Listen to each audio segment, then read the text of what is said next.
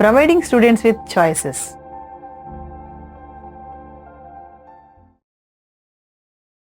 Hello teachers, బోధన దృశ్య మాలికకు స్వాగతం. ఈ వీడియోలో మనం స్టూడెంట్స్ అటానమీని ప్రోత్సహించడానికి క్లాస్ రూమ్లో స్టూడెంట్స్ చాయిసెస్ను ప్రమోట్ చేయడానికి కీ టీచింగ్ ప్రాక్టీస్ని అన్వేషించబోతున్నాము. మనం ప్రారంభించడానికి ముందు నేను మీకోసం రిఫ్లెక్టివ్ సినారియోని చూపిస్తాను. మనమిప్పుడు రెండు వేర్వేరు 6వ తరగతి ఇంగ్లీష్ తరగతులను చూడబోతున్నాము. ఈ క్లాసులోని టీచర్స్ రీసెంట్ లెసన్ నుండి కొత్త పదజాలాన్ని అనగా వొకాబులరీని రివైజ్ చేస్తున్నారు. మొదటి సినారియోలో టీచర్ తన స్టూడెంట్స్కు వొకాబులరీ ఎక్సర్సైజ్ని పూర్తి చేయడానికి అనేక చాయిసెస్ను ప్రజెంట్ చేస్తారు. కింద పేర్కొన్న చాయిసెస్ను స్టూడెంట్స్కు ప్రజెంట్ చేస్తారు. వర్డ్స్ రాయడానికి వారికి ఇష్టమైన కలర్ పెన్సిల్ని ఎంచుకోవచ్చు.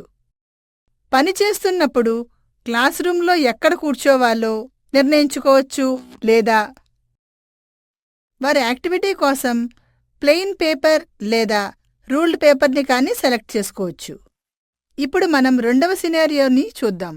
ఇక్కడ సేమ్ టాపిక్ కోసం టీచర్ స్టూడెంట్కు 2 చాయిసెస్ను ప్రజెంట్ చేస్తారు. లెసన్ నుండి కనీసం 10 కొత్త వర్డ్స్ను ఉపయోగించి ఒక షార్ట్ స్టోరీని రాయవచ్చు. సందర్భానుసారంగా ఆ వర్డ్ మీనింగ్స్ను వివరించే ఏవైనా 5 కొత్త వర్డ్స్ కోసం విజువల్ ప్రజెంటేషన్ అనగా దృశ్య ప్రదర్శనను సృష్టించవచ్చు. కాబట్టి ఈ 2 సినారియోస్ను కంపేర్ చేసి చూద్దాం. ఏ రకమైన చాయిస్ స్టూడెంట్ ఎంగేజ్మెంట్ మరియు పదజాలంపై అవగాహనను మరింత ప్రభావవంతంగా పెంచుతుందని మీరు విశ్వసిస్తున్నారు? మీరు సినారియోస్ను క్లోజ్గా చూడడానికి వీడియోను ఆపవచ్చు.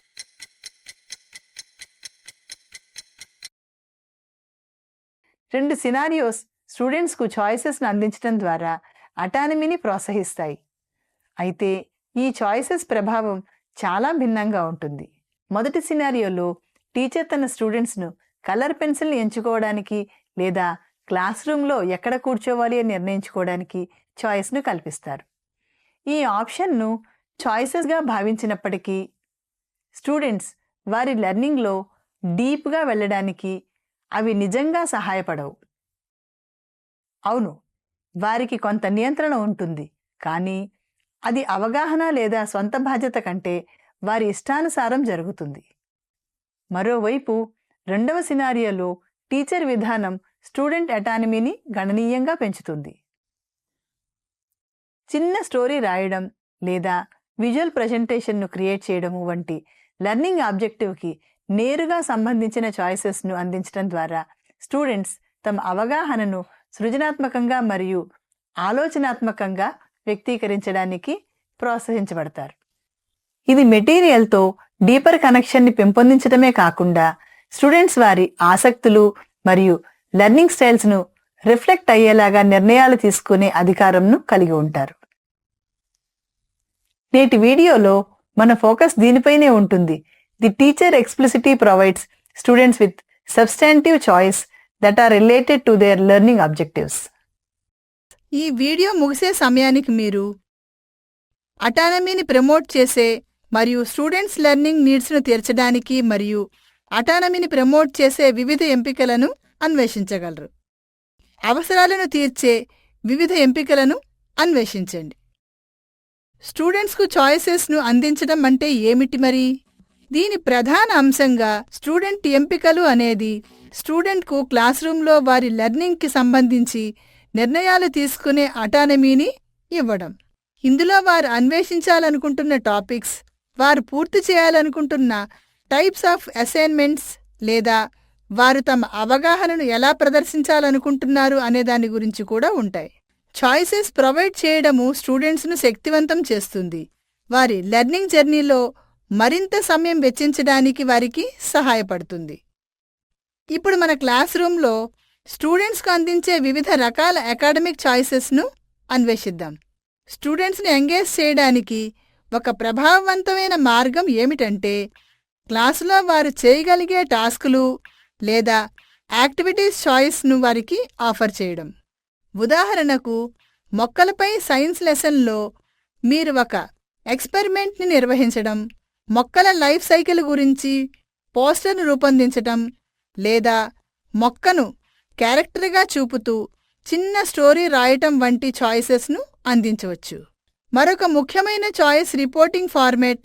స్టూడెంట్స్ తాము నేర్చుకున్న వాటిని ఎలా చూపించాలనుకుంటున్నారో నిర్ణయించుకోగలగాలి. స్టూడెంట్స్ రిపోర్ట్ రాయడం, వర్క్షీట్ను పూర్తి చేయడం లేదా నాటకాన్ని రూపొందించటం వంటివి ఎంచుకోవచ్చు. ఉదాహరణకు, వారు ఒక హిస్టారికల్ ఫిగర్ని స్టడీ చేస్తే వారు ఆ వ్యక్తి పర్స్పెక్టివ్ నుండి ఒక లెటర్ రాయవచ్చు. వారి జీవితం గురించి ఒక ప్రజెంటేషన్ను సిద్ధం చేయవచ్చు లేదా ఒక సీన్లో యాక్ట్ చేయవచ్చు. చివరిగా, స్టూడెంట్స్ లెసన్ లేదా కాన్సెప్ట్తో ఎలా నిమగ్నమై ఉంటారు అనేదానికోసం ఆప్షన్స్ను అందించడం ద్వారా మనము లెర్నింగ్ పాత్వేస్ ఆఫ్ చాయిస్ను కల్పించగలము. ఉదాహరణకు, ఇండియన్ జాగ్రఫీలోని ఒక యూనిట్ సమయంలో స్టూడెంట్స్ వివిధ ఇండియన్ స్టేట్స్ను పరిశోధించడానికి ఎంచుకోవచ్చు. జాగ్రఫికల్ ఫీచర్స్ను హైలైట్ చేస్తూ భారతదేశం యొక్క వివరణాత్మక మ్యాప్ను రూపొందించవచ్చు లేదా స్పెసిఫిక్ రీజన్స్ కల్చరల్ ప్రాక్టీస్ను అన్వేషించవచ్చు. ఇప్పుడు స్టూడెంట్స్కు చాయిసెస్ను అందించడానికి 2 స్ట్రాటజీస్ని వివరంగా చూద్దాం. మన మొదటి స్ట్రాటజీ క్లాస్ రూమ్లో చాయిస్ బోర్డ్ను ఉపయోగించడం. చాయిస్ బోర్డ్ అనేది టిక్ టాక్ టో వంటి గ్రిడ్ ఫార్మెట్లో నిర్వహించబడే విజువల్ టీచింగ్ టూల్.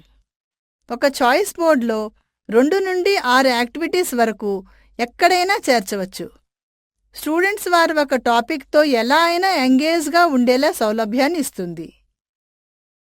బోర్డులోని ప్రతి స్క్వేర్ వేర్వేరు టాస్క్ లేదా యాక్టివిటీని కలిగి ఉంటుంది. స్టూడెంట్స్కు స్పెసిఫిక్ లెసన్ లేదా టాపిక్కి సంబంధించిన వివిధ టాస్కుల నుండి ఎంచుకోవడానికి సౌలభ్యాన్ని ఇస్తుంది. ఈ అప్రోచ్ స్టూడెంట్స్కు అత్యంత ఆసక్తిని కలిగించే యాక్టివిటీస్ని ఎంచుకోవడానికి అనుమతించడం ద్వారా వారి లెర్నింగ్కు ఎంగేజ్మెంట్ మరియు ఓనర్షిప్ని ప్రమోట్ చేయడం ద్వారా వారికి శక్తినిస్తుంది. టీచర్గా స్టూడెంట్స్ ఏమి నేర్చుకోవాలనుకుంటున్నారో దాని ఆధారంగా 1 నుండి 3 యాక్టివిటీస్ని ఎక్కడైనా పూర్తి చేయమని మీరు వారిని అడగవచ్చు. ఉదాహరణకు, మీరు న్యాచురల్ రిసోర్సెస్లోని ఒక యూనిట్ను బోధిస్తున్నారని అనుకుందాం. ఇక్కడ మన లెర్నింగ్ ఆబ్జెక్టివ్స్ ఏమిటంటే, వివిధ రకాల న్యాచురల్ రిసోర్సెస్ను, వాటి ప్రాముఖ్యతను మరియు వాటిని మనం ఎలా సంరక్షించవచ్చో అర్థం చేసుకోవటం. ఈ కాన్సెప్ట్లను బలోపేతం చేయడానికి మీరు వివిధ రకాల హ్యాండ్స్ ఆన్ యాక్టివిటీస్తో చాయిస్ బోర్డ్ని ఉపయోగించవచ్చు. స్క్రీన్పై మీరు యాక్టివిటీస్ లాంటి శాంపుల్ చాయిస్ బోర్డ్ని చూడవచ్చు. Students different types of natural resources మరియు వాటి ప్రాముఖ్యతను హైలైట్ చేసే కలర్ఫుల్ పోస్టర్స్ను డిజైన్ చేయడం, వాటి ఇమేజెస్ మరియు వాటి ఉపయోగాల గురించి మరియు ఇంట్రెస్టింగ్ ఫ్యాక్ట్స్ను పొందుపరచడము. స్టూడెంట్స్ న్యాచురల్ రిసోర్సెస్ మరియు కన్జర్వేషన్ మెథడ్స్ గురించి ప్రశ్నలను కలిగి ఉన్న వర్క్షీట్లను కూడా పూర్తి చేయవచ్చు. స్టూడెంట్స్ న్యాచురల్ రిసోర్సెస్ మరియు పర్యావరణ ప్రాముఖ్యతను పొందుపరిచే చిన్న స్టోరీని రాయవచ్చు. న్యాచురల్ రిసోర్సెస్పై వారి అవగాహనను మరియు మన రోజువారీ జీవితంలో వాటి ప్రాముఖ్యతను అంచనా వేయడానికి క్విజ్ తీసుకోవడం స్టూడెంట్స్కు మరొక ఆప్షన్. వారు హ్యాండ్స్ ఆన్ ఎక్స్పెరిమెంట్ను చేయవచ్చు. అక్కడ వారు ఒక జార్లో మినీ ఈకోసిస్టమ్ను సృష్టించి కాలుష్య కారకాలు మరియు ఇవి ఆరోగ్యాన్ని ఎలా ప్రభావితం చేస్తాయో గమనించవచ్చు. స్టూడెంట్స్ ఒక సర్వేను కండక్ట్ చేయవచ్చు. ఇక్కడ స్టూడెంట్స్ వాటర్ కన్జర్వేషన్ ప్రాక్టీసెస్ గురించి క్లాస్మేట్ను సర్వే చేయడం, డేటాను కలెక్ట్ చేయడం మరియు వాటి ఫైండింగ్స్ను రిపోర్ట్లో ప్రజెంట్ చేయవచ్చు. న్యాచురల్ రిసోర్సెస్ టైప్స్ మరియు ఇంపార్టెన్స్ను విజువల్గా సూచించే ఇన్ఫోగ్రాఫిక్స్ను సృష్టించడం మరొక చాయిస్. స్టూడెంట్స్ న్యాచురల్ రిసోర్సెస్ మరియు కన్జర్వేషన్కు సంబంధించి వారు నేర్చుకున్న వాటి గురించి జర్నల్ ఎంట్రీని రాయడానికి కూడా ఎంచుకోవచ్చు. స్టూడెంట్స్ ఆర్ట్ ప్రాజెక్ట్ చేయవచ్చు. రీసైకిల్ చేసిన మెటీరియల్స్ను ఉపయోగించి స్టూడెంట్స్ న్యాచురల్ రిసోర్సెస్ లేదా ఈకోసిస్టమ్ను సూచించే ఆర్ట్ వర్క్ను క్రియేట్ చేసి క్లాస్కి దాని ప్రాముఖ్యతను వివరించవచ్చు. దీని నుండి మీరు స్టూడెంట్స్ను వారి ఆసక్తులతో ప్రతిధ్వనించే విధంగా న్యాచురల్ రిసోర్సెస్ టాపిక్లో పాల్గొనడానికి ప్రతి వరుస నుండి ఒక యాక్టివిటీపై ఏదైనా 1 లేదా 2 యాక్టివిటీస్ని ఎంచుకోమని అడగవచ్చు. మన రెండవ స్ట్రాటజీ మెన్యూస్ నేర్చుకోవడం. లెర్నింగ్ మెన్యూస్ కూడా ఒక విభిన్నమైన చాయిస్ బోర్డ్. ఇక్కడ గ్రిడ్కు బదులుగా మీ లెర్నింగ్ యాక్టివిటీస్ను రెస్టారెంట్లో మెన్యూ కార్డ్ లాగా మీరు ప్లాన్ చేసుకోవచ్చు. రెస్టారెంట్ మెన్యూ విభిన్న అభిరుచులకు అనుగుణంగా వివిధ రకాల వంటకాలను అందించినట్లే లెర్నింగ్ మెన్యూ స్టూడెంట్స్కు విభిన్న లెర్నింగ్ స్టైల్స్, ఇంట్రెస్ట్స్ మరియు ఎబిలిటీస్ను ఇచ్చేటటువంటి టాస్క్ను అందిస్తుంది. క్లాస్ రూమ్లో లెర్నింగ్ మెన్యూస్ను అమలు చేయడానికి మీరు రెస్టారెంట్ మెన్యూలోని సెక్షన్స్ మాదిరిగానే టాస్క్ను కేటగిరీలుగా ఆర్గనైజ్ చేయడం ద్వారా ప్రారంభించండి. అపెటైజర్స్ లేదా స్టార్టర్స్, మెయిన్ కోర్సెస్ మరియు డెజర్ట్స్. ప్రతి కేటగిరీ యూనిట్ యొక్క ఆబ్జెక్టివ్స్కు సంబంధించిన వివిధ రకాల యాక్టివిటీస్ను కలిగి ఉంటుంది. ఉదాహరణకు, మీరు 6వ క్లాస్ స్టూడెంట్స్కు ఇంగ్లీష్లో అడ్జెక్టివ్స్ గురించి బోధిస్తున్నట్లయితే మీ లెర్నింగ్ మెన్యూ మీరు స్క్రీన్పై చూస్తున్నట్లుగా ఈ విధంగా ఉంటుంది. ఇక్కడ మనకు స్టార్టర్స్గా 2 ఇంట్రడక్టరీ టాస్కులు ఉన్నాయి. మెయిన్ కోర్స్ కోసం 3 డీప్ మరియు క్రియేటివ్ టాస్కులు ఉన్నాయి. మరియు చివరిగా మనకు డెజర్ట్గా 2 ఫన్ రిఫ్లెక్షన్ టాస్కులు ఉన్నాయి. మీరిక్కడ వీడియోను పాజ్ చేయవచ్చు మరియు టాస్కులను సమీక్షించడానికి స్క్రీన్పై లెర్నింగ్ మెన్యూని నిశితంగా పరిశీలించవచ్చు.